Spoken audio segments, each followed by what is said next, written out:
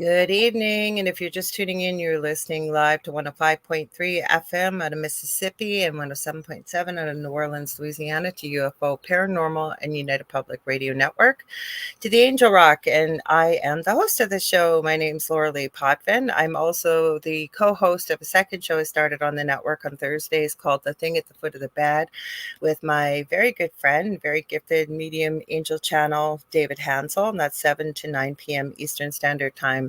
If you've never been to the show, welcome. And if you're returning, we're always glad to see you here. A little bit about myself. I'm a Canadian psychic medium, crystal Reiki energy healer, Akashic Records practitioner. I'm a spiritual teacher and mentor, registered nurse. I'm also a budding animal communicator. I'm well versed in near-death experiences, having had one as a toddler myself, and I have studied them professionally and personally for over 40 years. And lastly, I am extremely well versed in the paranormal. I always say we never went looking for it, it found us. We've shared our story, my partner and I, on the Travel Channel's Paranormal Survivor, Season 4, Episode 9, called Demonic Hauntings. And what else do I want to tell you guys? I was trying to share this on my profile. I'll do that once we get talking. I have a great guest for you guys tonight. Here we go. I was wondering, hopefully everybody was seeing us. We got Kathy Hanley Little here. She says, hi, Lorilei and Chris. And if you guys have been here before, you know this show and my second show on Thursday nights are extremely audience participative. Without you guys, my guest and I would just be having a very interesting conversation off air, which we have had, but we're looking forward to you guys joining us. So I will call you guys out and say hello. See Jennifer M there. So if you want to join in the conversation, this is how you do it, because 80% of our listening audience, our audience is listening only. We do broadcast to every country, potentially in the world, depending on who tunes in. This network's been around for 25 plus years, and we stream multiple shows live daily. When we're not streaming live, the archive server dips into the last plus 25 years and randomly pick shows from past hosts, present hosts, you name it. We do have something for everybody on the network. We are up to almost, I believe it's 40 or just over 40 different shows. So there really is something for everybody here. So if you like what you see, please like, share, and subscribe. Tell all your friends and family about it because we'd love to have you join us. So where you're going to go to be part of the conversation, so you can join Kathy and Jennifer and the rest of our crew that usually pops in here. And we always love new people that we add to the show when they come and join the conversation. You can go to UFO Paranormal and United Public Radio on Facebook or YouTube. You can go to my YouTube channel, which is the Angel Rock with Lorilei Potvin. We're streaming on Canada's Most Haunted tonight on Facebook. Where else are we streaming? I'm going to share it to my main profile on Facebook once we get started here. And yeah, you can join in there. I have a public profile, so anybody can comment. You don't have to necessarily be on my friends list. You can also watch us on TV. We do have our own TV channel for the network on Roku. So where you're going to go is to the channel store. You're going to type in UFO space P as in paranormal. We have a drop down list. We're about the third or fourth one down, and you're looking for UFO space paranormal and United Public Radio, and that's how you can watch us over there. I think I've told you guys everything. I got my little check off list so I don't forget. So I have an interesting guest for you guys this evening. We're going to be careful about what we talk to, but I'm going to give you guys a little bit of a trigger warning. We're going to be talking about a subject some people probably have never heard of. It is very real. I have known about this for many years, as has my partner, and we'll be careful about what we talk about, but my guest, Chris, here has been through quite a bit. So give me a minute. I want to read his little bio that I did for him. Give me a sec. So Chris is a fellow Canadian. He's bilingual. Sorry, just lost my paperwork here that I wanted. Okay, sorry. And he's an author of the book Terror at Montauk, The Last Moments of Camp Heroes MK Ultra, Wildest Experiment known as the Montauk Boys. So it was instantly banned on Amazon when he put it out there. He's also lost his YouTube channel when he tried to put the book out there. You can still buy it. We'll make sure to let you guys know by the end of the show where you can get the book. If you've ever watched the series Stranger Things on Netflix, you don't want to miss tonight's show because that's what we're going to be talking about. Not the show, but the real life thing that Chris went through many things. Welcome, Chris. Your name is Chris Laterreur, I should say, too. I probably screwed up your last name with my terrible French accent. No, you did it well. No. We'll say hi to Contessa Martin. She says, hello, Lorilei and Chris. So, Chris, wow. Well, I guess what we'll do, like, we're going to be careful tonight with what we talk about. And some people listening may never have heard of this subject before. Like I said, it is very real, has a lot of roots in Canada. Yeah. Chris has been one of those children who started with it. So I always start at the beginning, Chris. So, in your own words, let us know, like, how did this happen? Like, how did you get involved in Camp Hero, MK Ultra? And when you start with the story, then we'll break into exactly what MK Ultra is. Okay. Well, we at preschool we got brought to like a job fair, and Mm-hmm. like there were different booths, and the last booth was militaries and cops, Mm-hmm. and they were recruiting kids that wanted to be like spies and assassins. Like they were giving like sheet checklists and stuff like what we Yep. wanted to do, and so we had to fill this out, and which we all did, and like after we had to bring this to our parents, and like our parents, if they agreed, we had to bring the paper back, and from there we had an appointment, and that's what happened. I went to the first appointment. They were talking about like MK Ultra, that like Oh, so they actually brought it up. yeah, it was like yeah, like the Monarch Project. It was called the Monarch Project, but it was Okay, like well, let's stop there for just 1 sec, because I bet some people are going to say, "What is that?" Because I also want to ask you. I was talking to you just before the show, yeah. and my partner happened to come home from work, Dell, and you were saying you got a blood test, and then I've known him for 15. I've known him my whole life. Like, we're like the second. We have the same aunt and uncle through marriage. And his mom was in nursing, getting her nursing degree when I was in university. Like, some of his family was at my first wedding. Like, I've known him my whole life, and I never knew this till talking with you, introducing to him, and you mentioned about the blood work, and he was in Toronto as a small child. He was tested like blood work as well, but his parents weren't told. So you said you had a blood test too, right? Yeah, they were doing a blood test to all the kids, and Was like, that it when you went to the job fair or well, after? no, that wasn't the same time though. Like, it was the same people that were doing this, like, and yeah, like, the appointment was like the accent on like they would like shatter my mind, but like make it that like I would use like 100% of my brain, like and through light traumas, through and like I wouldn't remember So they anything. told your parents all this stuff, because Yeah, once you explain this, then we'll get a bit into what this is, because some people may never have heard of this before. So they yeah, actually told your parents. yeah. That I would like be through like traumas and all, but I wouldn't remember anything, and like I would be a genius, and like like they were like it was like a show, like orchestrated Yep. show, like just a well-tuned machine to recruit kids, and like to like put the parents asleep, like because the This parents. reminds me of that show, The Boys. Have you ever watched The Boys? Like, with all the kids that are superheroes, and the parents were basically told the same thing. They were given a lot of money to give their newborn infants a shot. Have you watched that show at all? No. Okay, so they were given, okay, so it's in its fourth season. It just finished. It's a crazy story. If you've ever watched Supernatural, I don't watch a lot of TV, but I love the series Supernatural. Okay. And it's the same guy that did Supernatural. And you know how we've always seen in comic books and stuff, like, superheroes are amazing and they're basically the saviors and they fix everything. And well, they look that way to the public. But these superheroes, they're called the Supes, especially the seven. and Homelander is the main evil guy. All the superheroes are evil. And you find in this series as it goes on, like how did some people become all these superheroes but others didn't? And you find out that these children as newborns, the parents all needed money, but they were told almost like what you just said.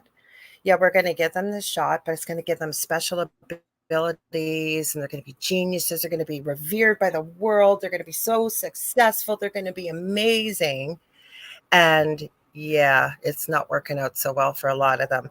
Hi, Julie Jean Bassett. She's here. She says hi, Lorilei, and everyone. So let's break this down a little bit for people who maybe have never heard of MK Ultra or Monarch programming, basically, because it had a big thing in McGill University, especially in Canada, didn't it?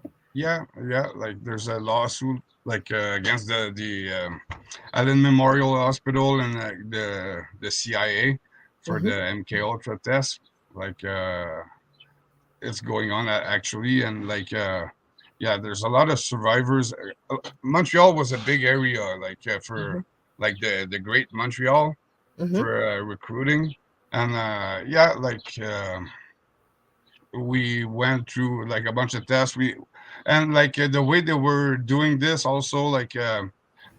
Once we were signing and we were accepting the to participate like we couldn't talk to our parents about what was happening and like our parents couldn't ask us questions. It was part of the agreement and all like so yeah and like Did money change hands? Are you aware of that at all? And I should have said this to you before, and I meant to. So if I ask you anything that maybe you don't want to answer or you're not comfortable, and I know you're pretty open. I mean, we've sort of gotten to know each other. I met you a few yeah months ago.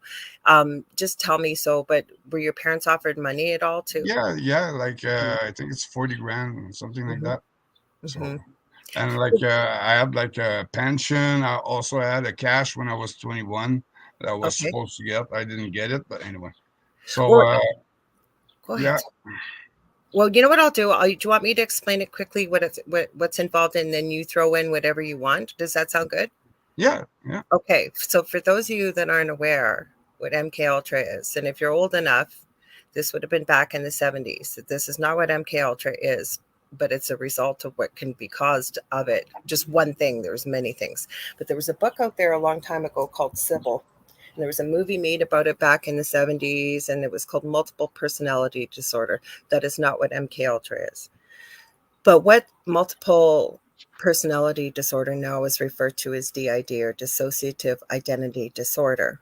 And how it develops is, especially through a lot of torture, a lot of pain, a lot of really awful things done to a traumas. child. Traumas, thank you, that's a Yeah, better word for it. The mind fractures. And this is what is wanted and to be achieved by MK Ultra or Monarch programming. So what happens is you end up with almost compartmentalized personalities or alters. Would I be right about that, Chris? Is the yeah, way I yeah. understand it?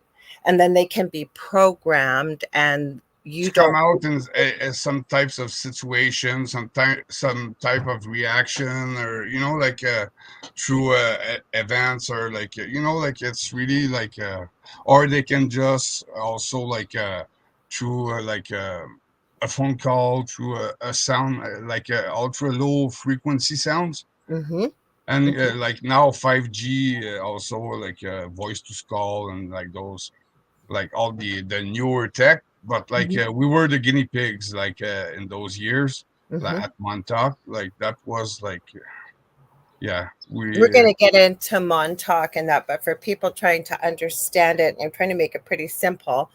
Not that I think anybody's not capable of understanding it, because there's way more to it than what, like, this is just a 2 second information session. And yeah people have seen stuff like this in different movies and different TV shows and you name it, but it's pretty horrifically awful things that a child experiences to cause that kind of fracturing, basically, of the mind, disassociation.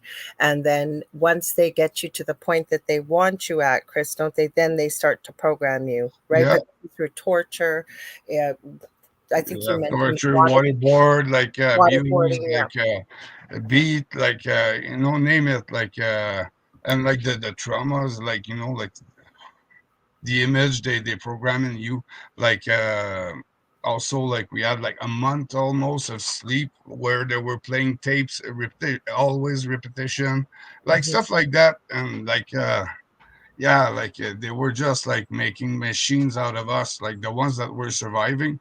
Like only 1% of the kids that participated in the program mhm, survived this, like mhm, well, through the Montauk part, because like mhm. that was really hardcore. But even like all the Monarch project was pretty like there were different like groups, the different like Yeah, because sometimes they used adults. I know in the really early programming in the 60s and stuff, a lot with like LSD and a lot of yeah. biochemical agents, pain, fear. And we're not talking like scared of the dark. We are talking to the point of being absolutely terrorized. Oh yeah, like from 7 years old, like they started dosing us with LSD, and like on a Oh, you regular never told basis. me that. So they gave it to you guys too. Oh Wow. yeah, like yeah, from when we were 7 years old, like we did like a bunch of times, like yeah, a lot, yeah, and, like in groups with the teachers there and all, like like especially because we were in a school that was bought for by the CIA to like it needed to be refurbished, and all they all like refurbish all the place, and like they were recruiting in town, and like they recruited a bunch of kids, and that place was specially for like the CIA. Like there were people that were coming from the CIA to like teach us, like Joe McMonteagle, that's the one from the Joe, Stargate. Joe, Joe McMonagle was there. Yeah, like he's the one that trained Wow. me to do remote viewing. Like he could like testify, like yeah, like Oh so. my God. Okay, so for people that don't know who Joe McMonagle is, okay, that is astounding because I just watched a 6 hour interview with him on YouTube here. I forget the guy's channel, and there was a lot of stuff he wouldn't talk about. But so for people that don't understand, the US military had Project Stargate, which was the remote viewing end of things, and Joe McMonagle was like their number one. There's another Mhm. one out there, Lynn Buchanan. Not is it Buchanan? He was part of that as well. I The remember crew of him. Stargate was, yeah, like there were a crew, but like there were two of Stargate that came in the school, and like they were training us to do remote viewing for a few days, and like that was a cool, like, cause like MK Ultra wasn't all bad, but like the part that was bad was really really bad. So Mhm. like but like Joe McMonagall like was like nothing to do with the So like he didn't the hurt you abuse and guys. stuff He like was that. He there. was a gentleman. Like I I just want to specify that I'm glad because you like did we're because talking I about. was shocked because he seemed like a really good He was a guy. gentleman. He was Okay. super nice, patient guy. Like telling stories. Like I have good memories of like the class he did. So what he was doing was he worked for the CIA and he was going there to do his job to teach some kids how to do remote viewing. Yeah, yeah, and like giving us like a place to find and stuff like that, and Mhm, we see the ones that had like psychic powers, like the potential anyway. So mhm. like, but there were a bunch of tests like that, and that's a bit what I'm talking about. All those details in the book, and like there's so many like little details that people can pick up and like because it's true little details like that that you, oh, okay, that brings a memory, another other memory, and like like it's a big puzzle, like once they, because like they erase my memory, okay, like when everything happened, like in the book I say a bit why, but like yeah, like they erased my memory, I got killed, like I got reanimated, yeah, like So did nightmare. they program you to think that or you were actually reanimated? Is I this was actually reanimated a few times overnight. The nurse that saved me got killed. Oh, I'm sorry to hear that. So What I want to do, so you guys, I know this is going to see a bit, there's so much in this book, even though it's not a long, long book. And since the first time I've met you, Chris, you've also said, you say it even in your book. He also has a Substack for people that follow Substack, and there's quite a bit of information in there. But to do your own research to check this out, because where we're going to go with this, and how I found Chris. You guys have seen me have Sonia Roy on here before numerous times, and one time after a show, Sonia literally said to me, Spirit just reminded me I met this gentleman, Chris, at a bookstore, and we got talking, and she brought up the word Montauk. Now, I don't know what it is with myself. No, I was not part of Montauk. I'm pretty sure I wasn't, but it's always triggered me for the last probably 15 years. I didn't even know what it was. That's what actually made me look into this, Chris, many years ago. I told you that maybe when I you're first started. psychic because the place was so evil. I am psychic, So and I same as mediumship, but I never really recognized it till I went through my paranormal experience.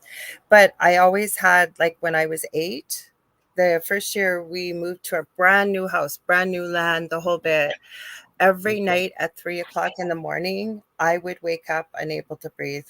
Like, I couldn't get a breath in, couldn't get a breath out. I would be completely blue. There was no 911 or whatever emergency thing. My dad would have to pick me up, throw me in the car. As he got about a block away, I'd start breathing. It happened for about 4 or 5 months. They couldn't figure out what happened to me. They gave me asthma medication for about maybe a month, and it never happened again. I had crazy experiences as a 3 or 4 year old. So my grandmother was very psychic on my dad's side, though. And then when we went through our paranormal experience, is when I started recognizing, like, remembering, if you will. But this is something really strange. I remember telling my roommate, one of my friends that I had probably since I was about 14, 15 years old. And we lived together before we both got married. And I didn't know how I was going to tell her that I do this kind of work now. And she said to me, that doesn't surprise me at all. And I said, what? She goes, Laura, the whole time we lived together, you would know things, and I wouldn't know why you'd know them, but you would know them and you'd be right. So she goes, it doesn't surprise me. So is that what you think? Like, maybe I picked up on this psychically then, yeah, Montauk? Is that it? yeah, Mm. like you probably got vibes from that, like like because there's so many kids that like got lost in the project, like because it was a like that place was really hard, like the ultimate trauma, like you can't it's hard to process, but like to explain, I could say to people to watch the movie, the documentary, the Montauk Chronicles. That's like the best. I couldn't do better, like Is explaining. that the one you sent me that I watched? Yeah, yeah, and like I couldn't do better explaining like how the place was dark, like the all the details that they really investigated, like they did a amazing job, Okay, well, I'm going to just say hi to Diane Bright. Now, Kathy, okay, we're going to get into this. So Kathy Hanley is asking, uh, was that Montauk, Long Island? Yes. yeah. Or is that the name of a project? It was No, actually, it was Camp Hero, right? That's yeah, where you Camp guys were? Hero at Montauk, it's the military base there, and we were kept in cages, like no beds, like in panties on a concrete floor, soaked of blood and of water, because like we were getting waterboard and beat and like they were bleeding like animals in the place, How did you end up there, though, Chris? Because I remember when we talked, you said at first you didn't go to Montauk, right? You said you would just go, like, it was like an after school thing in the beginning, wasn't it? no, it was Montauk was 6 hours away from my place. Oh, that's how. Okay. Okay, So but we did other tests, And because I succeeded in another test of astral projection, Mm-hmm. they sent me to Montauk to do astral projection on the Montauk chair. And that Montauk chair is actually something pretty special. Like like you were all hooked up to the Montauk chair, and what you were thinking about like could appear in front of you. So Okay, like what was with this chair? Okay, so Kathy Hanley says, um, oh God, I know that area. I'm from Long Island, New York. the tower So, building, like mhm, there were tunnels underground mhm. and like cage areas, and like that's where they were keeping us. And like so like yeah, like I had a kid like because like the my cage, there were a hallway, like the A hallway where hallway. people were Okay. walking, and the other row of cage, like the kid was hanging, like was dead. He was hanging over a pan, just draining of his blood for the adrenochrome. Like now Yeah, they we'll call have this. to be careful talking a little bit about that because, like I say, you guys, we're going to stream this live, but we got to be careful being on YouTube. So, but some of this stuff that he's mentioned, like I say, that's why it may seem a little bit vague with some of the stuff we're talking about because of putting it out there. But the one thing I do want to read before we continue, Chris, Yeah, actually, I've got it up here because Chris has put in his book, and I think this is important. It's just the beginning. Oh, he's talking. So some of the things I'm going to go over your book, and then we're going to go a little bit more forward. We're going to try and keep this straight, but there's so much to talk about. So, in yeah, his book, he says, I cover memories of recruitment and how it was done, what they taught us and made us practice, black ops, super soldier training, and programming, etc. Um, Traumas and abuse, mind manipulation is number three. Number four, how the constant programming made you feel, the effects on you, the impact on your life and in general. The fifth part is August 12th, 1983 events at Camp Hero, Montauk, Long Island. Six is the groups, the sects, and I'm saying SECTS is what I'm trying to say. The both. types of Yeah, people involved. Number seven is the rituals we participated in as an MK Ultra sub project. Number eight, the role of the occult, because the occult is involved with this. Number nine, your own warnings from you, Chris, and advice for other survivors and the public. Number 10, the tunnels. And number 11, the organized timeline from my very young age and up to today. But the other thing I do want to add, Chris, if you're okay with it, I'd like to read to people why you've decided, because I think that's very powerful from your book, if you're okay with it, about why you're doing this, why you're reading this, or why you wrote your book. I gotta put my glasses on because I'm blind without them and I gotta read small print here. Um, Hang on, I gotta scroll through here. I thought that was the one I saved. Um, so the one thing Chris says, you won't find any new names involved in this experiment or in his book. The only names I mention here are already well known. He said, I'm not stupid, nor am I Suicidal. Um, now, everybody had a code name, if you will. You were known as Duncan Cameron, and we're going to talk about that as well. I'm looking for why you wrote this book. Give me a sec here. Oh, why am I writing this? Number one, with Chris's book, to help other victims remember details or process memories they or others persist in doubting by noticing similarities to my story. Number two, to help himself, meaning Chris, process all of this, understand and organize my memories by time, periods, age, etc. Number three is to support and say thanks to the other victims who came out and told their stories. And there are people coming out and talking. Kathy just said, getting chills, and she said, always had a deja vu feeling out in Montauk. Okay, so number five is with the hope that I can be able to provide for myself to retire in a remote location off the grid, self sufficient, build a small camp with a bunker, hunting and fishing gear, supplies, etc. yeah, Six, um, to help, and you put the initials YD, one of my old friends who is also a victim of MK Ultra, he's stuck within prison with 2 life sentences. Number 7, to clear my name. They made me pass for crazy everywhere on the news when I escaped from maximum security jail, and he did. He sent me the news articles about that when we talked before. Um, Hang on. Number 9, to honor Oh, sorry, number 8, to honor a few of my good friends that are now resting in peace. They had their own heavy demons to carry and live with. Number 9, the other 99% of kids who never made it out of there and died in horrific ways, often abused, scared, and stressed out, hyperventilating, and left hanging in their cage. As Chris had mentioned, red body fluid will say all over the floor and everywhere. Now, the reason this is a heavier thing for people listening, but the reason why I think it's important to talk about this is because it has happened. It's happened to a lot of children, adults as well. That's Um, tough. on top of this, just to add to it, if you're just joining us, this is Chris Laterreur, and he's going to talk about his experience as being one of the boys of Montauk.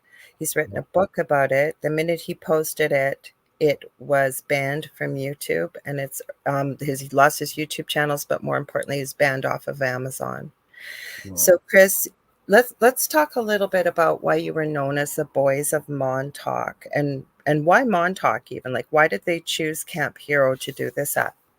the setup there was really like underground and it was a military setup, and the military, the cops were involved in this, so yeah, it was the perfect place, all like a dark place, and It like was away almost, from prying eyes.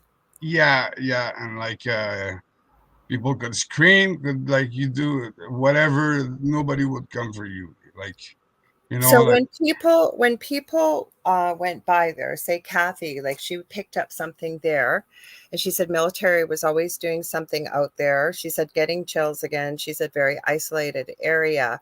Did it look like it was abandoned, like there was nothing going on, like to the outsider not knowing a thing? Would they well, just? they weren't making us visit really. We were going in underground. We were getting there at night, and they were getting us underground, and we had to undress. Like we were in panties. They were bringing us to our cage, and they were drugging us. And after they were coming to beat us or to do waterboarding or to Mhm, stress us, just to I was 8 years old, I was there. So imagine you see a kid of 8 years old, like how big they are, how fragile they are. Well, I was like that there. And that's like all the other kids that were with me, that they were pretty much my age, but supposedly it was older kids. But mhm. I went there a few times. I got brought there a few times with different drivers and different kids. But the time that I remember the most is like the last time, because like uh yeah. Okay, so what I wanted to ask you, because I didn't know about this, we didn't talk about it, but I'd seen it in your book and you mentioned it briefly. What about this chair you're talking about? So before you answer that, though, I have a good friend. He's been on the network before and he's got a YouTube channel called Dark Hour Paranormal. He has gone to Montauk himself. He has been inside. They broke in. He's made a few documentaries, but there was one section on the ground. It looked like a circle, and he was standing on there. And as they were filming, all his film equipment went haywire.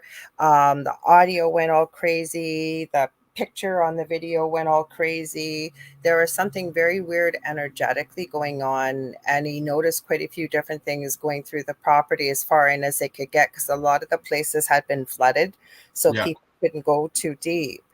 But what about this chair that you're talking about? Because the first time hearing about this. Okay. The Montauk chair, that's a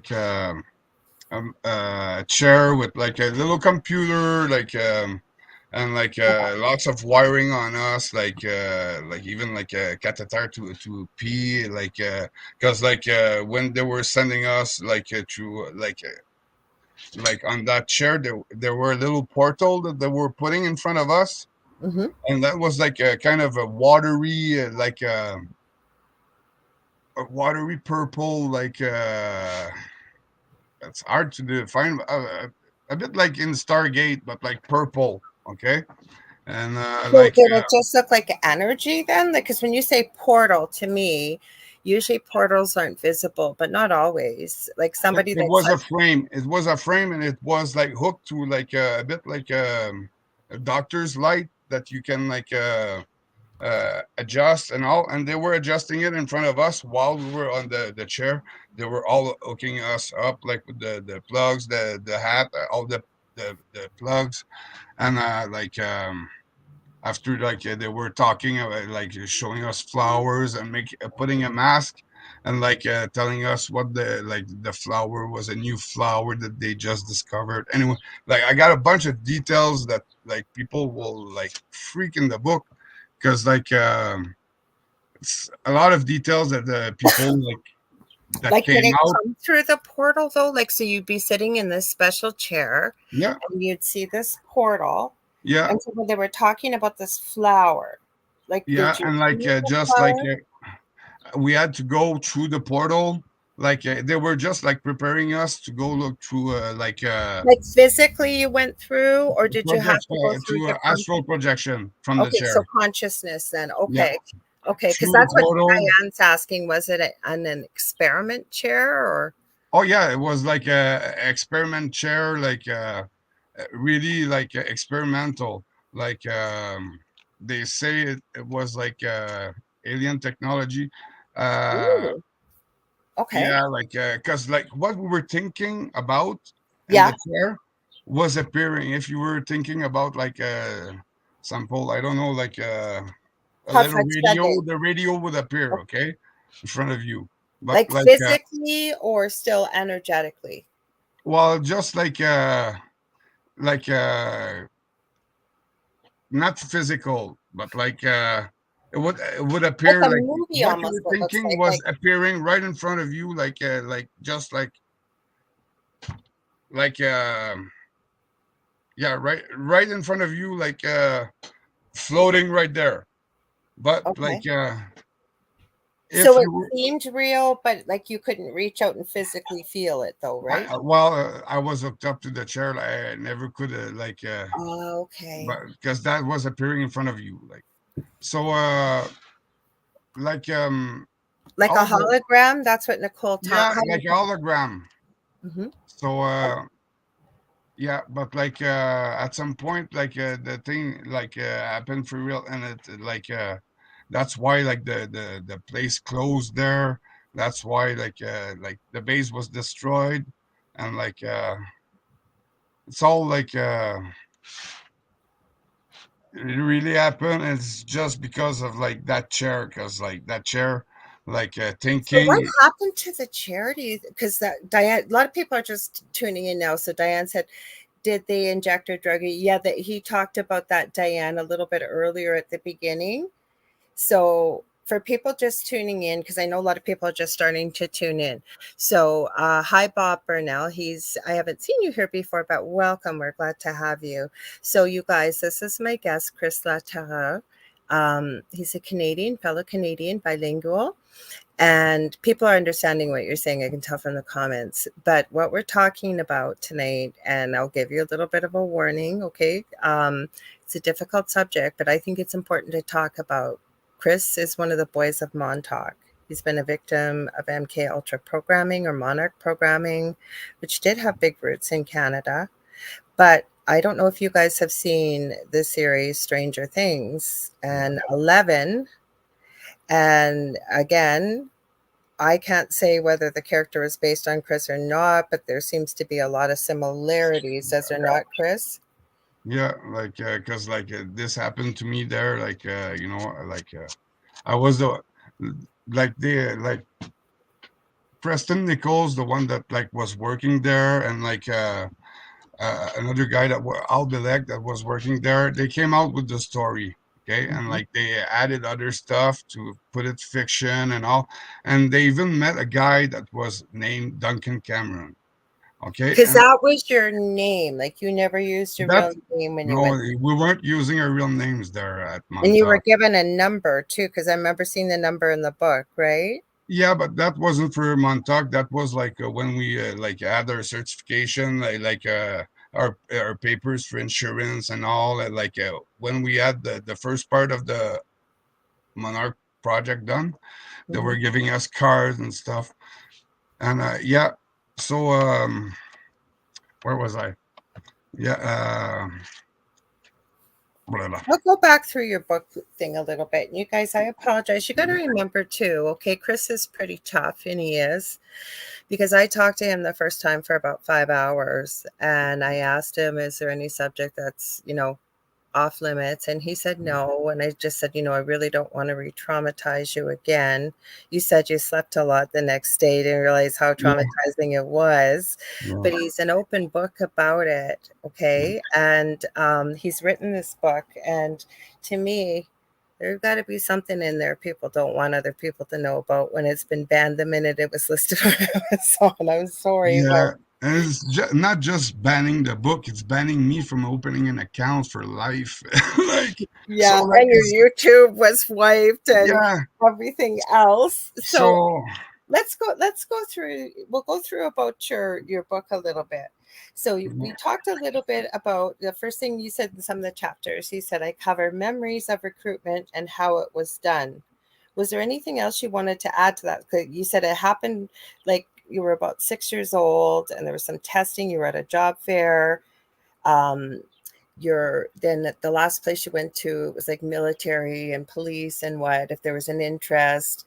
Long story short, you went home with paperwork, got signed by your parents, and then your parents brought you to the CIA Monarch program, and yeah, they were told what was going to happen, but they told yeah, you but to like the remember. nice polished version, like through light traumas, but they weren't saying the real things, like and yeah, just the kids that really know what happened to us, You guys got to and remember too. So I want to say this. So Nicole, I told you my audience. I have a love the audience. And Nicole says it seems it is hard for Chris to organize it. Glad he wrote the book to help himself, and yeah, he did. But you guys, this is so huge and so much to like. it's a This is like life. the tip of the iceberg that we're talking about.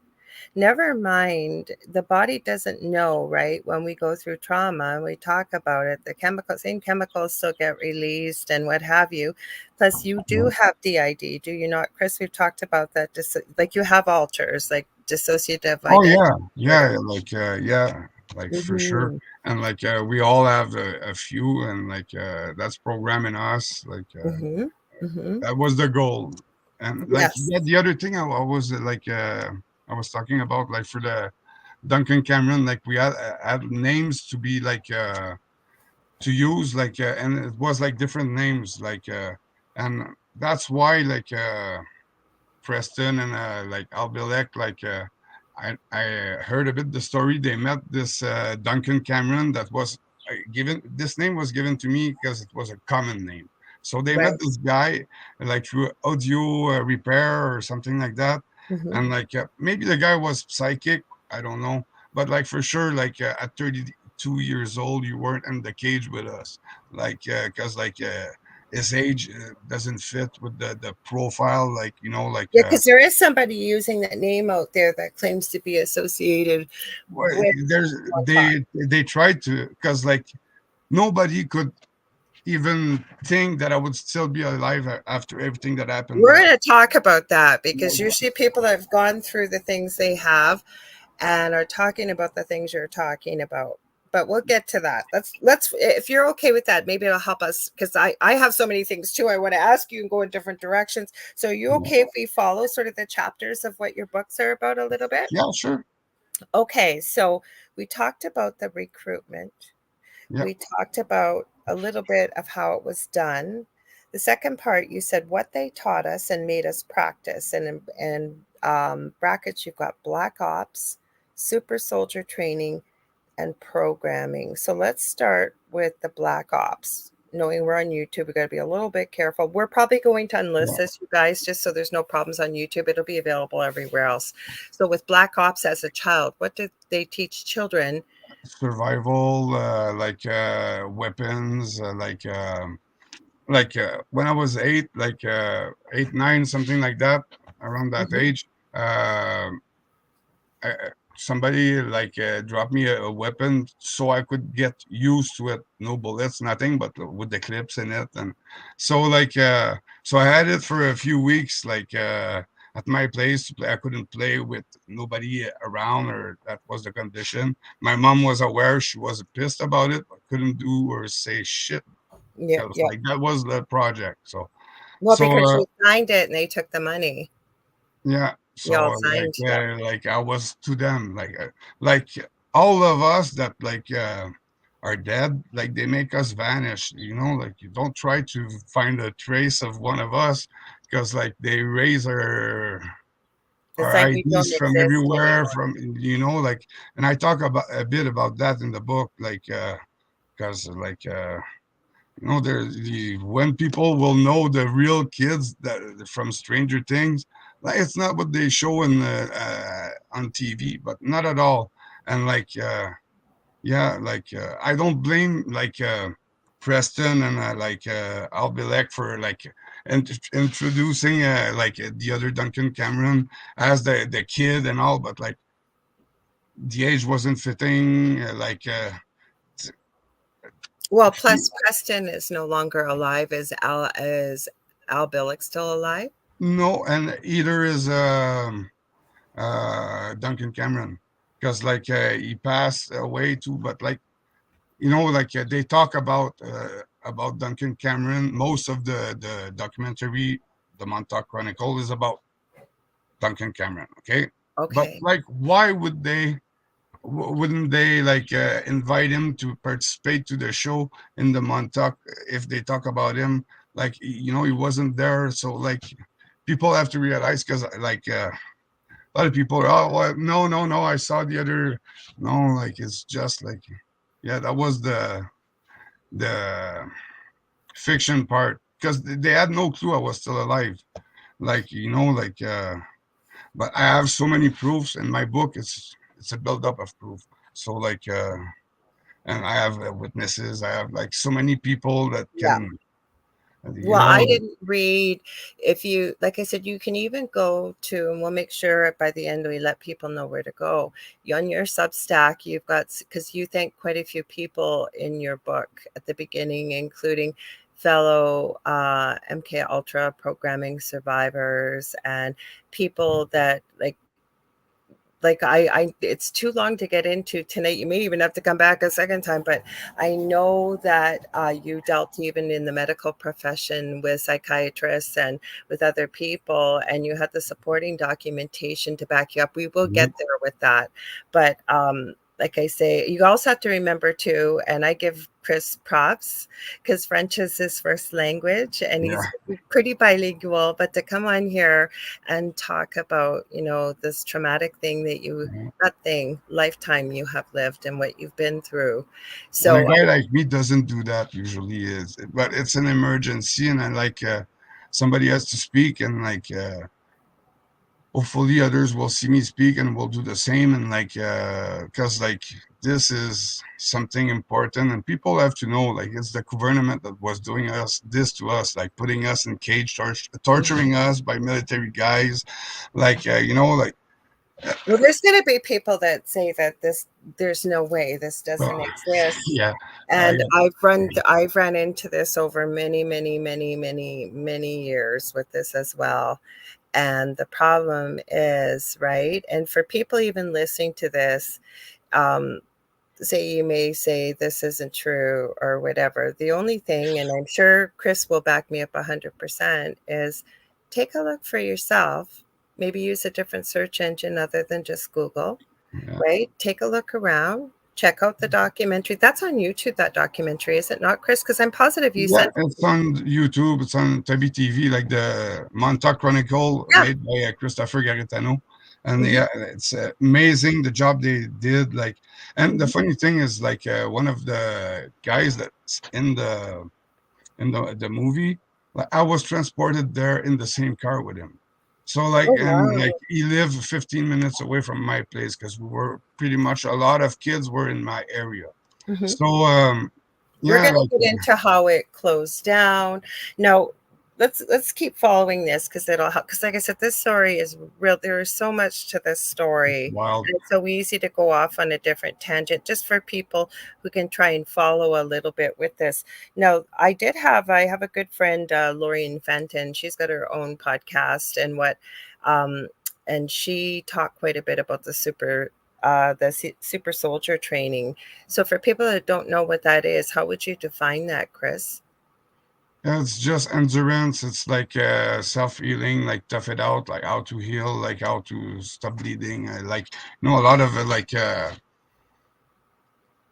to stay alive kind of thing. Like like any Well, like plus with the super soldier training program, as I understand, like depending what country you're in or whatever, sometimes there's things used to enhance normal human strength, the powers of the mind to be able to use yeah. it, astral travel, doing all kinds of things like that. It just depends who trained you and what faction, from what I understand. Would I be right about that or wrong? Well, yeah, we had like different like aspect like like telekinesis. I think like to move stuff Yeah, like telekinesis and telepathy and yeah, like telepathy, and like they were always grouping us like in little groups, like up to four probably, like most of the time, and we had like guessing games, and we couldn't talk, but we had to guess what the other was thinking. Like all like lot after preschool was pretty much like psychic powers, like sample, like they were putting like a little boat in like a water bucket, and like we had to think and like make it move, and like when we were all thinking about it, the thing was like all kinds of stuff like that. That was like really you're like freaking me out. You know why? And I never told you this when we talked. Okay. So I had allergies my whole life and I had to okay. go for surgery and I had a pediatrician slash allergist. He wasn't from Canada. He lived in Canada and practiced. So I'm going to be 59 August 15th. So I was about 17 and I was going for surgery and they didn't know if they could give me regular pain medication after the operation. So he was training me with self hypnosis. And I keep thinking about this, keep going back to this. Like this had to be probably 1982, 84. That's like computers weren't really a thing back then, right? Like they weren't. He had a computer. I still remember this. He had a computer that he had this um like metal band that I had to wear on my head and I had to focus in a certain state, brainwave state. I now know what it means. I didn't then. And I literally had to focus on the game through this headband. I kid you not, people, I'm not lying about this. He called it biofeedback training, but I had to make the game move with my mind to play it. Yeah, that's Mhm. You're freaking me out telling me some of this stuff, Chris. but that's like all kinds of stuff. Like sometimes they were pairing us up to like one was like blindfolded for half the day, and the other one was like just guiding him, so wouldn't fall through the stairs or stuff like that. Like just but like and But I with your think was the mind. other one, like just to be like pair us up, and like one take care of the other, and yeah, stuff like Did that. you have to do it with your mind though, rather than like if you were guiding somebody, did you have to do it through telepathy or Yeah, except if it was going through the stairs, because there were like pretty steep stairs where we were doing our school. So yeah, but yeah, that was like the day we were walking, like no real school, just like yeah, just walking in the so you when you were there, from what I understand, like you weren't kept there permanently, right? Like you no. were they would send you home, you said, Yeah, and then you couldn't tell your mother about it or nothing that anybody. happened, or because it could be a test while they to see if we were talking, or like it could be a test, so like we weren't like allowed, like that was really specified, like we couldn't mix parents and like the job kind of thing, because we were trained to be like spies, assassins, black Yeah. ops, stuff like that. Mhm. So like this is something that was like an agreement, like what uh, everybody agreed on, like while we were signing, like and yeah. I'm still shocked that because when we talked, I would have remembered that they told your parents what they were going to do. They Yeah, but told them light you knew. traumas, like a polished way to say, like, like, oh, we'll give him a slap when, like, there's 15 guys on him, like, "Beep, beep, beep, beep, beep, beep." That's a bit the kind of I'm compliment. just blown away, but you got to think back then, right? Nobody knew what this was. So, and like you said, what parent doesn't want the best for their child, Yeah, right? There's and like money involved. Hmm. the elite, the money that was behind this, and the support that they were offering, because, like, like there were a lot of important people that would help us all through our life, like if we needed, and like a show like a machine well tuned, and like we're dealing with this today, like, and like we have to stop this because yeah, like it's Do you think this is still going on today, oh Chris? yeah, I yeah, do too. Yeah, I yeah, do too. Same as the remote viewing yeah, program that they said they yeah, closed, Project Stargate. I yeah. don't think that's closed at all. I don't think it's closed. I think it's still going on.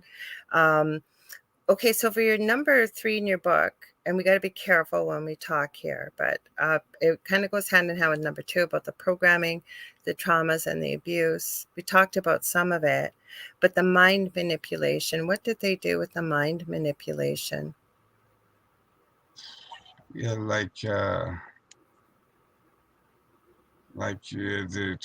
be brutal, to be like um just to to endurance, to like tough it out, and like because when you're a kid and like you're living through all those intense moments, because like it was done gradually, but like at some point, like they were mixing good and bad, and like like just to mine Well, you like got to think too, right? If you don't know what to expect, right? yeah, That's how they make you tougher mentally because it could be good. Plus, on top of it, if you've gone through some really horrible, things, and then you get good things with it, right? It's not the same, but it's almost like you go Stockholm to syndrome. Disney. Well, it's almost like Stockholm syndrome in the way that, really all it's doesn't compare. I'm just using it as an example. Somebody that either falls in love with or is so attached to, say, their kidnapper, but they keep going back because everything wasn't so always bad, right? And it's sort of what you know. But with you, where I'm going is, and the kids that went through this, is you went through horrific, horrible things, but then they weren't all bad either. So there was some reward in it. To me, it almost seems like it would make you more mentally and physically tough and more adaptable because you'd never know what was coming. Would you agree with that? Or Yeah, yeah, just like constant, like like playing with your emotions, or your like how you feel, like from the good to the bad, to like sample, like they sent me twice to Disney. oh um wow, yeah, like but like both times were to do like to go do a test at the NASA. Okay, like oh, at NASA, okay. yeah, the first year that I went, I was like 7 or 8, and they sent me there. It was to go in a machine that was turning. They were pairing us by two in the machine, and it was turning super fast till we wipe out, to see like how much G's we could like Oh my gosh. and So we've got questions here and comments. So Dan Brighton, you said it is akin to ritual abuse. yeah, And there was very much, I think you tuned in a little bit late, and we have to be careful on yeah, here. But yes, there was a lot of the occult, you said, Chris, as well involved, and the people behind this, right? yeah, yeah, like the I know people don't think the that G, like there's a shadow government or there's higher ups that control things. And yeah, a lot of people are going to call BS on this. I know they are, but I think there's also a lot more people awake. And I never tell people what to believe. If something, even you've heard this tonight, if you've been to my show before, I never tell people what to think. but I do share stories of basically the people I have on my show are making a positive change for humanity, whether it's professional or personal or personally or both. And this story needs to be told because unfortunately it's not rare, is it, Chris? Like it's not every kid, No, but it's not just 1 in 10 million kids that went through this, no, right? there's thousands, and people need to know. And I see a question there, why would the government allow this to happen to the citizen? Because the government was in Black Ops Project too, It's not just Canadians it's that this Canadian happened to. and the U.S. together for that. Mhm, It's the secret services, the both secret services, mhm. it's the both the Air Force, you know, like And other countries too, other countries. because Canada played a big we part, went to McGill Montauk, University. but we went also to the other place in the Canadian Air Force, Bagotville. Okay, and under Bagotville, there's a big underground place. People don't know that, but And when you what's it went, called again? Sorry, Chris, what was it called again? Bagotville. It's the Canadian Air Force. Okay. See, even I Okay. didn't know that place. Yeah, Daggett. and there's a huge, with big tunnels, and they're hauling us with golf carts and little wagons in the back, and you cross, the it's huge. Like people don't even can't even process how huge this is till you see it, because wow, Hmm. it's Hmm. impressive. Well, the same thing Kathy Hanley Little said. She was talking things that were going on at Gardiner's Island, which is right off Montauk. And for people, and I'm glad you guys are asking questions like this. I really Yeah, appreciate it. And although it may be a little bit difficult to follow at times, we knew we were just going to touch on the book and pieces of Chris's story because yeah, we could do like 6 months of every Monday yeah, talking about this and barely scratch the surface. Just a minute. So it wasn't just Canada. And I can tell you, Chris did mention it, but I'll just spell it because it's it'll trigger again, I'm sorry, guys, with YouTube, but it's AD, um, RENOCHROME. Now, a lot of people will not think that that exists if you don't believe in the ritual abuse or anything or the occult. It very much does. And Chris did mention earlier that children that were there with him and had passed away, that was what was being harvested from their blood, and it does exist. It yeah, does. So we got sorry, Chris. Diane says I was a social worker years ago and I understand. And Diane is actually in Canada, so that's I'm sorry that you went through that, Diane, but to hear a social worker be aware of this, yeah. that's pretty rare. Wouldn't you agree, Chris? Yeah, but that's because teachers were aware of that, so that's cool that somebody's coming out like that. But the teachers, the people high ranks were in the child services, so it's governmental, Hmm. And it's still going on. Like if you even look into the UK, the yeah, amount of stuff that happens within it's not just the UK, but I know that a lot's been uncovered over there with child welfare agencies and what's been going on without spelling it out. You just have to look it up. There are two little kids out there by the name of little girl is Elisa, and the little boy is named Gabriel, and they're still on YouTube. And these children are 7 and 8 years old. And if you heard what was coming out of their mouths, you would never, ever, ever, ever believe a child would know anything about that or be yeah. able to talk about what they had experienced had they not gone through it.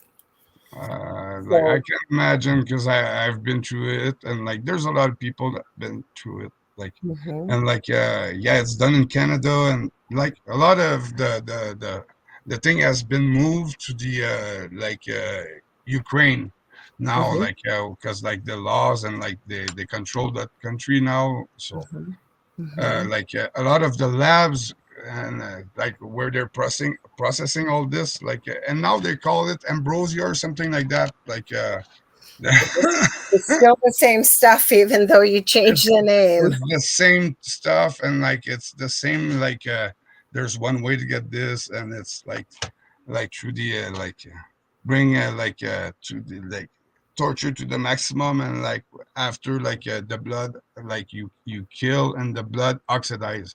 But Mhm. as this has to be done 11 and under, so It's not powerful unless it's a very yeah, young so child. it has to be like kids, so So and that's Nicole Thomas Ryan says this makes me wonder about missing children, especially the missing children from the immigration at the southern U.S. border. exactly. And like Hawaii, like I had like tapes, people that film helicopters moving containers in the smoke from Hawaii. Okay, those are like probably the kids that got pulled out of there because like they're finding frogs, they're finding birds, they're finding cats, but not a skull of a kid.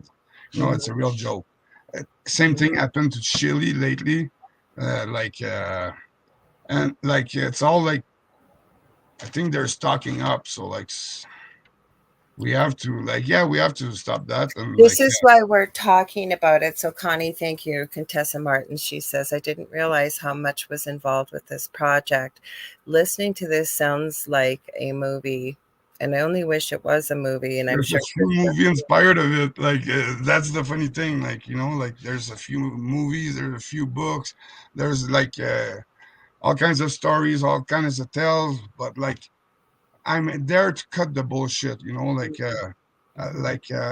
I want to talk about the kids, what we live, not talk about the USS Eldridge or stuff like that. I'm there to talk about the kids, what we went through, and I'm trying to stop this for real. And I'd like people to get my book and please share it.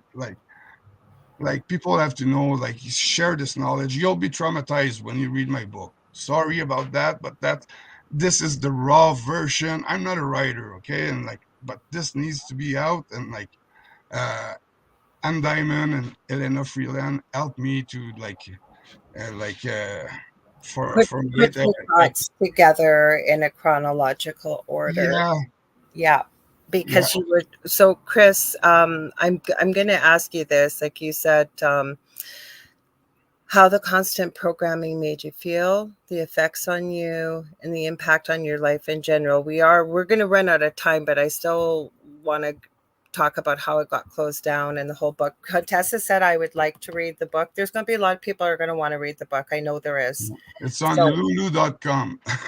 I'll have the link. I just Yeah, posted it. I posted this on every social media platform I have. And again, at the end of the show, you guys know I always leave time for my guests to let you know where to find them, where to find their books, and the whole bit. Kathy Hanley Little says the movie Salt is another movie about this kind of programming. So yeah, I haven't seen it. So yeah, it's hard to talk about on here with being as careful as we are. And yeah. believe me, we haven't Because they're even. censoring everything. I'm so censored, like you wouldn't believe. Mhm. They don't want this out. This is my story is considered as the holy grail of all conspiracy theories. Like So like why do they call it that, Chris? Why did they say that? um well, if you go on other channel, it's called the people are saying that and all, but Stranger Things was based out of Montauk, and Montauk, the main story is my story, what happened there, because that was really something really weird, out of the ordinary. It's not something you see, and there Stranger Thing. There's a lot of I got saved by the one that pulled me out of there was a cop. The 11, and stuff like that. But you'll see that So, because we're going to get to that about how Montauk got closed down. And, but the main thing is, had it not been closed down, how long do you think you would have been going through all of this? they were bringing me there a few times. They brought me there a few times because I did the out of body experience. I was a strong psychic. You know, I had like good powers. And So you're a good remote viewer too. yeah, so I like know you are. so I'll like leave it at that. I know you are. yeah. So like yeah, like but I was like practicing a lot. I was focused on the project. I didn't have any brothers or sister. Like I was like I wanted to be like a spy, James Bond. Like you know, like that was cool. Like the show they were selling was like yeah. Anyway, they were motivating me, my parents, my family. Like everybody was behind it. Like you know, like So but you talked about, okay, but how did the constant programming make you feel? Like in your book, just touching on it, the effects it had on you, the impact on your life? like sometimes you're like numb, you know, like to like stuff because like you're Hmm. like it's like living a life at 200 miles an hour all the time. Like Do you um, have control over your alters at all, or do you just sort of switch sometimes with, especially if you're stressed or some of tired, or some of them, yeah, but like some takes a lot to kick me out of it. Like like some are programming me, like you know, like and like it's just like but I like I'm good because like sometimes I avoid to go there like because like when I go there it's too late like you know like it's but like I'm able to control that you know the delay Mhm. or like more now but like younger they were always on us like you know programming us like um the tonalities that they were it was like weekly bi-weekly like you know like all to get us trained to like so we were like I, not I, really happy not I, really sad we were numb like you know like all the time pretty much like you know like we weren't living it to the fullest like we well, yeah plus like it seems like you weren't able to express emotion, never mind that they tried to program it out of you. Because if you think about it, right, some of the horrific things you witnessed as a child, the stuff right? they made us do, like you know, like in SRA, like you know, like sacrifice and stuff like that. Like I did that, like you know, and that's the thing. That's when you're like getting because like I went through like regression hypnosis to get back the memory because I was having a bunch of flashback that like weren't fitting what with what they programmed me to remember or like to think I had for life. So like when they raised your memory, they programmed some little, you know, and I had the nicest childhood and like a real joke. So they did program that into you then. Yeah, when Okay. they raised it, and like after like I was getting flashbacks of memories that weren't fitting with that at all, like you know, and I told my daughter like I don't know if I'm going crazy for real. But I have to go through a hypnose to find out because like that's like I'm serious stressing about this so like I paid for regression hypnose with Misha Johnson. That was the best thing I could have done. Mhm. She unlocked my memory because like over the erasing the memory they locked it, they blocked it like through hypnose too. So like but she unlocked it and like after the memories start flowing and like I remember like you know my best buddies and all like how we met and like and they all remember too like wow like but they don't remember why they would be there but like so many appointments like they yeah like I it's think you touched on something really important though, because Contessa said, do you feel like you're desensitized to everything?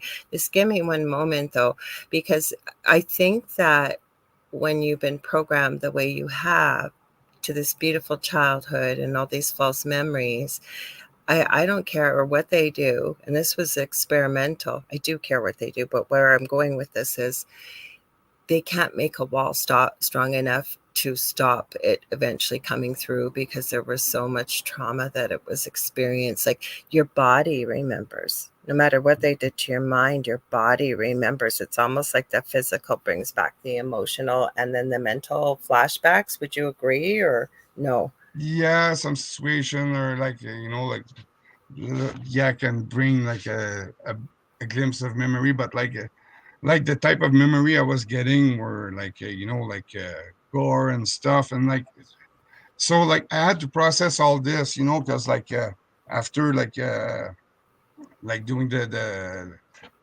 all the hypnose and all, um process all this, and it was a lot to like process because like there's stuff that are you'll see if you read the book, like there's stuff that is hardcore, but like I think it's the only way to like is to be like my book is 100% true, like It's the only way to I'm start ready to to be begin to heal. interrogated under like a polygraph, like a lie detector, for anything that's in my book, like like I'm not like showing off or like some stuff, like I'm really not showing off. You'll get it too in the book. No, but that's Like, what I'm saying, right? This is yeah, how you start to begin to heal, is to start processing what you've been through. all the And memories. sharing the book, like I said, for those of you that may have popped in a little bit later, I always forget to say this. If you're just tuning in, you're listening to the Angel Rock on 105.3 Mississippi and 107.7 out of New Orleans, Louisiana, to UFO Paranormal and United Public Radio Network with my very special guest, Chris Laterreur. And but that's how you begin your healing journey, right? And it's going to be a lifelong journey.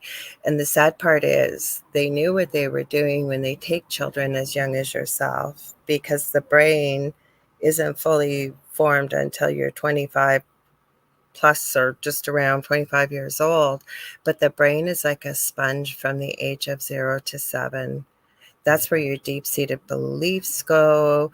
That's where everything that you experience, it's almost like if you had a ball of thread or yarn and you're unwinding it to get to the bottom. Like that's where the bottom is when you're that young. So I think that that's why or maybe I should ask you, do you think that's why they started with young Yeah, children your age?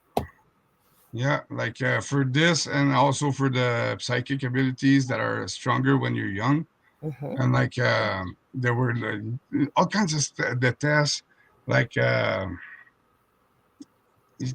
see like if we had like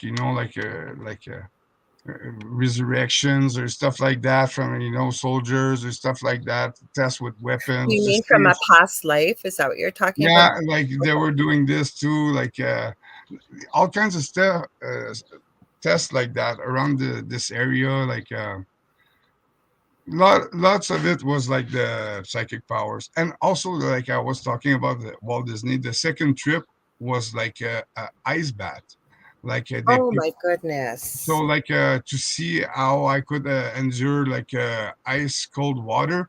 It was an ice bath, and like I had a bunch of monitors on me, and like a guy with like scientific vest, white vest, and like just taking notes, and like I was sitting in it because there were like a little seat in it. You were sitting in it, and I like stayed there. I don't remember how much, how long. But after like we continued our vacation to Walt Disney, and like so yeah, that was like the reason why I went to Walt Disney. Like the both times were those tests, but like all the place they sent us and all, like when you realize all this, like it sounds fucking crazy. Like, yeah, I went to the NASA when like Well, it nobody would sounds believe it, crazy. and they make it so that nobody would believe it till somebody like me gets with tangible But proof. that's why, because, yeah, nobody would believe it. But I'm going to read, I forgot to tell you, I highlight comments in the corner, but you caught on. So thank you. So Contessa Arcani, she says, by sharing your experiences, do you feel you have healed some of that trauma? I couldn't even imagine what you and others went through. I hope you are healing and finding some peace within. yeah, and actually it's funny because it's not something I like, but I talked to my family doctor about it because and he knew a bit, so probably it's in my files too. So, but he didn't want to elaborate on this. But yeah, he's saying that it's good for me to talk about it and to to the healing process kind of thing to accept it and all because there's memories that are grabbing me sometimes so yeah, because when you think about this you're back at that age, and you're really, and the shock of those things when you just yeah you gotta you gotta Probably hit to read like my book going. and read the books of the other survivors and the other people that went through MK Ultra. You'll see it's wild. From dosing kids at 7 years old with LSD constantly, we were, yeah, Can I steady. ask you a question I just thought of? Have you seen the video clips of Eminem, um, Cardi B, Shaquille O'Neal? There's been quite a few people out there that literally they're like that. They They freeze. jam. They just completely freeze, dead Yeah, calm. They don't see or hear anything, and yeah, then we fall on neutral. their That handlers happens to around, me. or they clap the hand 3 times, or they'll say a certain word, and all of a sudden they just completely snap Yeah, out of it. Al yeah, Roker. Hmm. yeah, that happens to me, and sometimes it's just like a lost, low frequency that's appearing from anywhere, or and you just get to that frequency of when the because through preschool, they were always doing those tests regular just to get you us used to our own frequency. And so if you hear this from who knows, electrical device or whatever, a distorted frequency that's really like that, you fall on neutral and you take orders, but hopefully you're with somebody good, or because that's what's really, we're programmed like that. We're So they're robots they're kind of thing. not ever going to be able to undo that programming, then, I Chris. probably have a chip in my book, like you'll see there's an X-ray, and I think it's an implant because I have memories of them trying to convince me to put this because I wouldn't remember or know it was there, nothing, and but I remember that they tried to convince me, and I got the X-ray of it. So Is it in your brain or is it in? well, I got something here. Okay, I got shot in the face. Okay, that's the memory I have. I got shot in the face. Okay, it broke my teeth both sides, and the bullet ricocheted 22, and stuck there. I move it like it's here in my. And they wouldn't remove it, like no doctor would The remove. doctors wouldn't remove it because I could paralyze on one side of the mouth, and my mouth Uh, dropped. that's why I asked you because I knew they probably put it in a place that would make it pretty difficult to remove, Yeah. if at all. Hmm. So that's maybe it's a bullet. But I have this memory of of them trying to convince me to put an implant that I wouldn't know, I wouldn't feel it. So yeah, I'm going to be doing all kinds of research after our talk tonight because I didn't hopefully. know about this chair. I got to know more about it. I got to know. Montauk chair is special. That's the Stranger Things, what the monsters they in Stranger Things. That's a part that's true that people want to know, because that really happened, and it's a chair mixed with electromagnetism, okay, and a few other thing that mix the technology and the hat, and yeah, it's powerful, like and And what do you people have think to do happened to research. it? What do you Huh? think happened? What do you think happened to it? Because I was just gonna go into August 12th, 1983, but what do you think happened to this chair? Oh, they took it.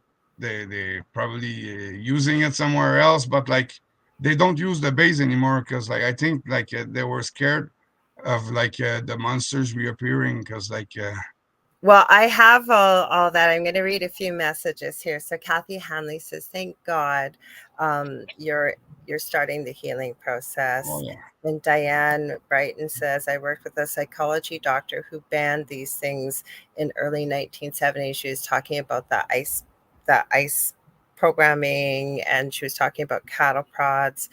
Kathy Hanley Little says another movie comes to mind is Captain America: The Winter Soldier." yeah. Um, and then Diane's talking about operant conditioning. Yes, that would have been kind of mild, I'm sure, compared to some of the stuff you'd gone through. Would I be right with that, Chris? Yeah, there's a lot of similarities in the process that we're using, but it's not all the same. Like there's a lot of Hollywood. That's what I'm trying to like cut the crap of like the Hollywood and tell the true story so that people know, like there's nothing bullshit.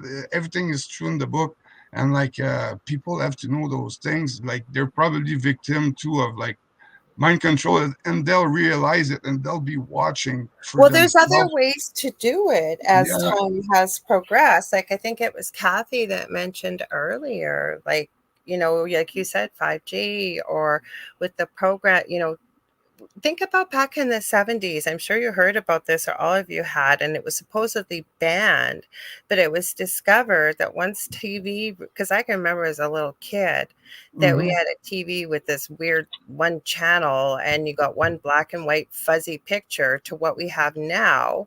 Right. But back in the day with advertising, they were putting basically flashes, like Yeah. one screen, like one little splice of something, and it Fraction was, of a second.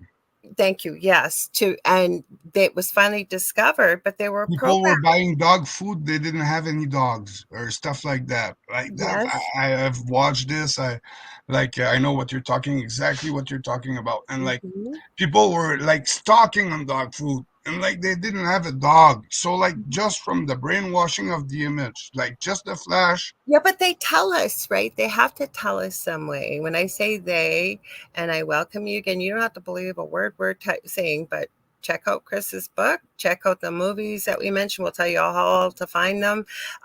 Do some research yourself. If something registers, or like I said, I still haven't found out what my thing with Montauk is. I don't think I was there. I don't believe I was ever there. It was called the Boys of Montauk. Yeah, You said there yeah, were yeah. some girls, so right? I didn't see any girls the times I Mhm. was there, like in the cages. Like probably maybe they were somewhere else, another cage area or something. I don't know if there were any girls there. I saw girls to another place, like in front of the CIA school. There were like a church there, a little church that the CIA bought at the same time as the school, like to Mhm. undercover their office and stuff like that. And there were a section in there where they were bringing girls and like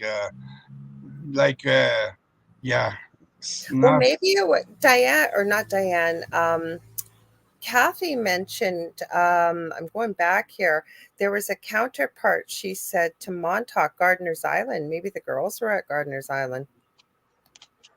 Maybe I'm not sure about that. I like I what don't I don't know. know, like but the occult was like using this like for like the Okay, give me one ritual. sec. We'll just fill this in. We'll go back to, you know why I have to read it? Because 80% of our audience is listening only. So we'll start answering something and people go, what are they talking about? Yeah, So Kathy says, yes, Arlie, subliminal messages. Thank you. I forgot the name for it. Subliminal messaging. So Contessa Arcani is asking, why use the occult?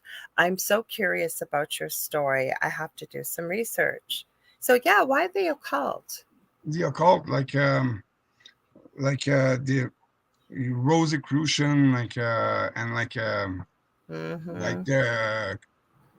the Anton Navi the Church of Satan and Mm-hmm. Aquino like the Church of Seth were involved in this. Okay, like And Aquino, Michael Aquino, who was yeah. an open Satanist, was very high up in the U.S. military. You can Yeah, it go was back. I ranked general like in charge of MK Ultra and like I Mhm. met him a few times. He I got LSD from him. So like What was with those eyebrows of his? yeah, like no, like honestly, he looked like Dracula in those days. Like Yes. the guy was like with the little point in the middle, and like the big eyebrows, like Yeah, a joke. oh, that was the first. I've never forgotten him. The first picture time I ever saw a picture of him, I went, "Wow! Like, how did he get away with that hair and the eyebrows in the military?" I don't know. Did they ever tell you? Like, I've never really asked, knowing the things that I know. I don't usually talk about these things on this program, but I thought it was important for Chris to share his story. And like I said, this all came around from Spirit, believe it or not, with Sonia running into you Yeah. at a bookstore and talking. And we were just at the end of a show, Sonia and I, off air. And all of a sudden she said, Montauk.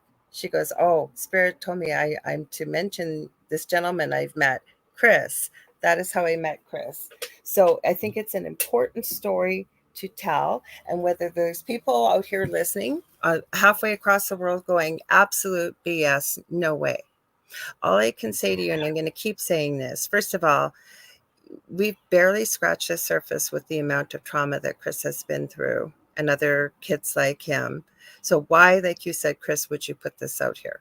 You're not gaining anything except that it's important No, to put this out. like a guy like me doesn't come out public and like for fun. Like it needs to be something really important, urgent, and like that's why I'm doing it, because like it's something that if we just like keep on like it's gonna continue all the time, and it's like your grandkids, it's your, like it's gonna be just so like we have to stop this. Like the people in charge are like satanists. Like hopefully everybody saw the gay Jamard, uh, like the drag queens at the Olympics, like like all the satanists and all, like, it's everywhere, and like people have to wake up. It's the people in charge, and like we're the sacrifice. So like well, let's get together and like Okay, just so I just thought of something, and I think this came from Spirit.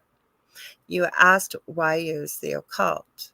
If you were coming from a place of love and light and positive energy, do you think you could do something like that to another human being? Like just some of the things that Chris has touched on. And I'm not being judgmental here.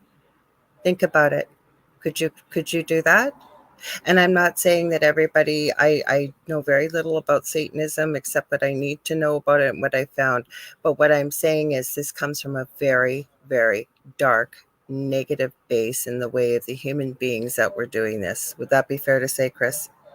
yeah, like those were like the Church of Set is like the Egyptian Church of Satan kind of the version, and like Aquino was in the Church of Satan before he opened the Church of Seth. But like yeah, we had like all kinds of rituals, and like uh, yeah, like I can't really talk much here because like it's You have but to be careful, and I know you yeah, have to be but like in the careful. book, because like hey, like it's 4 months, and like I'm just censored everywhere. It's a real joke. Well, that's why you come on shows like my own that are willing to talk about it because yeah, Kathy Hanley Little says hidden agendas need to be revealed. Uh, Connie, and then I'm going to get to Michelle. She's over in Australia. Thank you, Chris, for sharing. I wish you continue thanks. with healing and all the best in your future. And Diane Brighton says, tragic to have to experience. Now, we're not going to get into politics, but Mish has, I think you brought up a good point.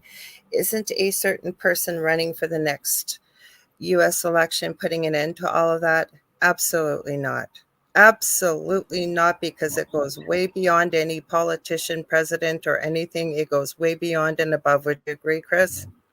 Yeah, it's not the right hand or the left hand. Like it's the Mm-mm. head we have to It's go for. all the same No, fingers no. on the same hand. This It's is all what. related to like Freemasonry though. Like the high ranks of Freemasonries are Mhm. like Above 30, it's above 30, it's 33 31 degree and degrees up. above. Mhm, mhm. Yeah, like this is like, well, anyway, people like I give a lot of like details like this, and like in my book too, but like hopefully this will plant a seed in your mind to look into it and like do your own research.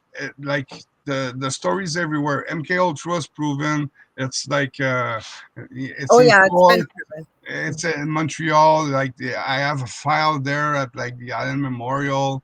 Like like Did you see how fast this went by? Now we have about 5 minutes before we wind up, Chris. So do are you you think you could serious? tell? I Wow. told you that before, Yeah, and my that partner was Del told fast. you the same thing. He goes, Yeah, 2 hours going to go by real quick. And I told you, every one of my guests that comes on here, some yeah, people, no, there's no way I could do 2 hours. There's no, and they say, okay, well, let's just see what happens. And then we get to the 2 hours. It's like, what? I thought 45 minutes went by. But I think this is important. August 12th, 1983. What happened at Camp Hero, Montauk, that shut the whole place down?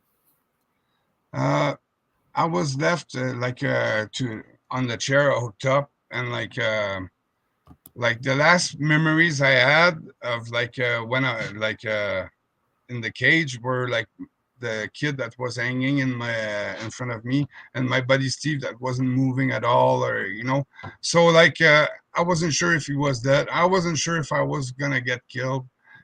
Jack was supposed to be next to me when I woke up. He wasn't there. So Is that one of your that was one of your handlers, right? yeah, Yeah. Jack with us. So I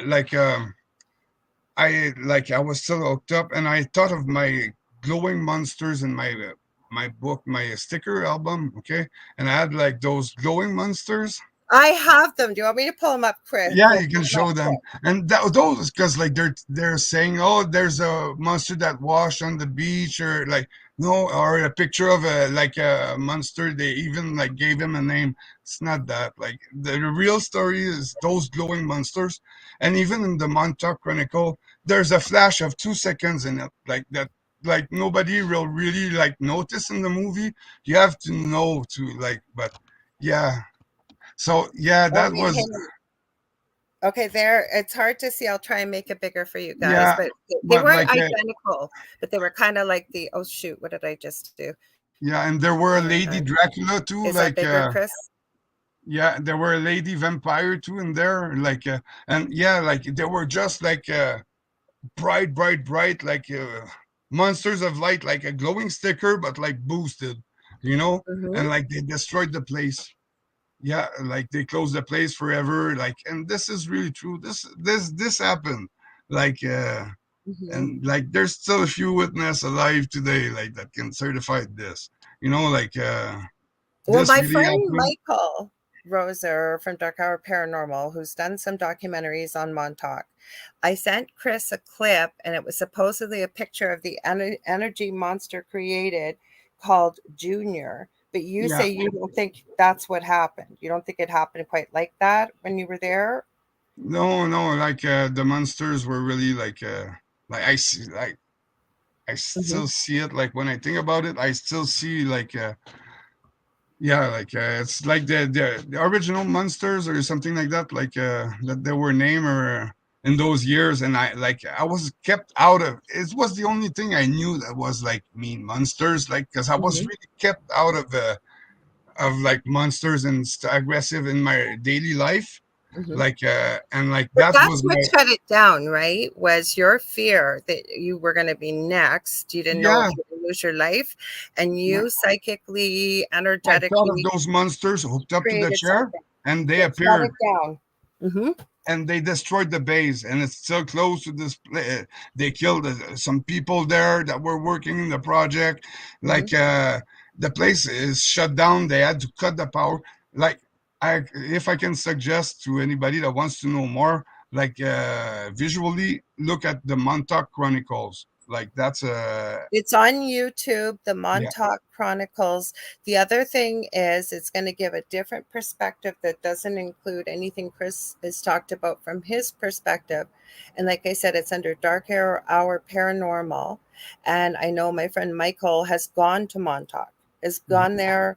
If you were just joining us, he was over this right out in the front of Camp Hero. There's this big patch of grass that some weird stuff happened energetically while he was on top of it. He filmed it. And then he has a buddy that was very deep into this that actually broke into the empty underground things. yeah. I think, if I'm positive, I think in Michael's documentary, because Michael's pretty powerful psychically and remote viewer and stuff. I think he went back in time and he remote viewed to see what was going on. And he said all of a sudden, the minute he could see them, he's seen all these people in white lab coats, he said, and they all turned around and looked at him. He said it scared the crap out of him and he just pulled out. Well, Mm-hmm. that's like, Mm-hmm. but that place was so dark. Anybody that went there is traumatized for sure. It's There's a lot of flooded now people. because in one of the movies I sent you, I don't, we sent each other so much stuff, but one of the ones that Michael did, because I thought he had just done one documentary, he's done quite a few on them. Like I say, Dark Hour Paranormal on YouTube, look in Yeah, his playlists under that. But also for real, what Chris has been talking about, I've watched it, be prepared. It's dark. It is dark, but it does give you much more of the story. Again, it was called the Montauk Chronicles on YouTube, right? yeah, and Hmm. So people what I was, will see because that was made by the people that were working there and other survivors and a guy that really investigated on the project for close to 15 years mhm. yeah Well, the guy I was going to say though that lived in the area and has been in and around and through the building underground, he didn't get really far. But the last time I know when Michael was filming, a lot of it was flooded out. They knew people were going in there. Like there's all kinds of graffiti on the walls and stuff. So it's all flooded. Like places he said he could go to a couple of years before, he couldn't even get to now. So yeah it's really changed. So, Chris, do you want to remind people what? Because I wanted to let you see Contessa or Connie Martin says Chris needs to come back. And like I say, this was just the start of it. There's a lot more to this. So, if Chris is open to it, maybe we will have him back on and we'll talk a little deeper about it. And even because I had so many questions, I wanted to ask you if they trained you defensively. Were you able to? Like so many. So, if you're open to it, Chris, I would love to have you back yeah on. sure. I think the goal is to get this out and that people Mhm, know the truth. I want to cut the bullshit because there's so mhm, many legends and stuff inspired of my story, and I'm trying to because people are just oh no, it's fiction. No, when you feel me or see me, I'm no bullshit. mhm. What you Yeah, get in the book we is gotta watch, we really gotta what watch. I live. It's really what we lived. So hopefully people can yeah, see If Stranger Things. anything, Chris, the fact that you were brave enough to come out, and we didn't get into why you're brave enough to come out and some of the other things you've experienced. It would be Yeah, nice to have you back on. But take a look, do your own research. Chris is one of the first to say to you, as am I. The only thing I would really urge you to do is try other search engines besides just Google, because I yeah, think you'll see different things. yeah.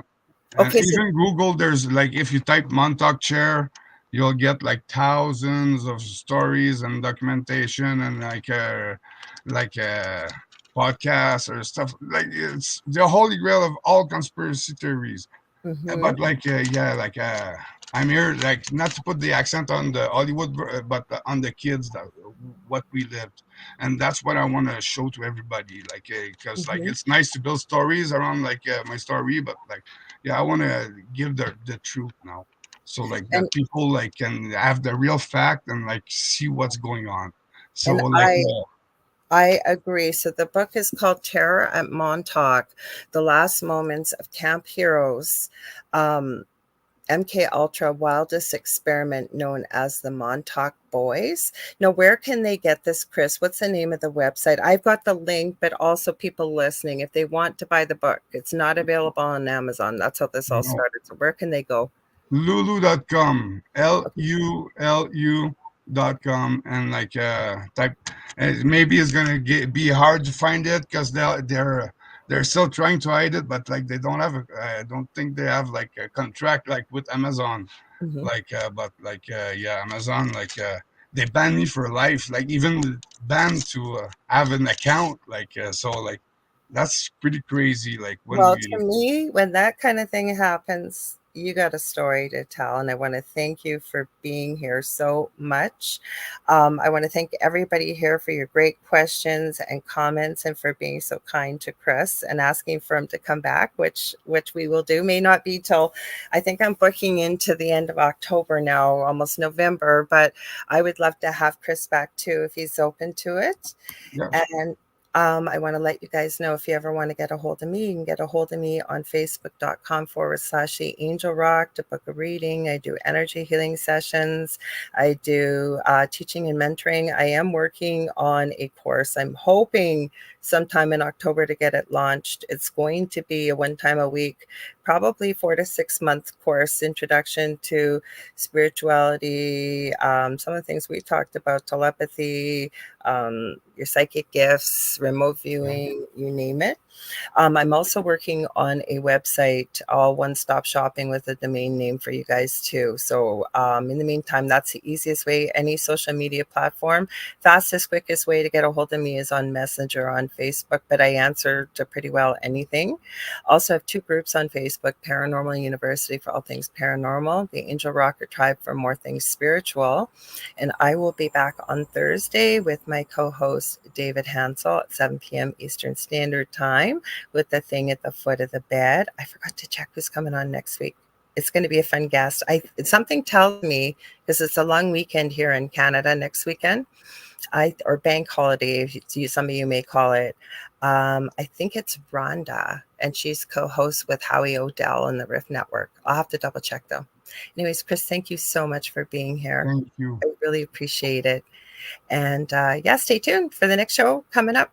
There's somebody I think that's filled that spot, because we used to have a different show, but I believe there's someone new. So stay tuned, you guys. Love you all so much, and we'll see you on Thanks, Thursday everyone. and also on Monday next week. Okay, take care, everyone. Have a good one. Thanks.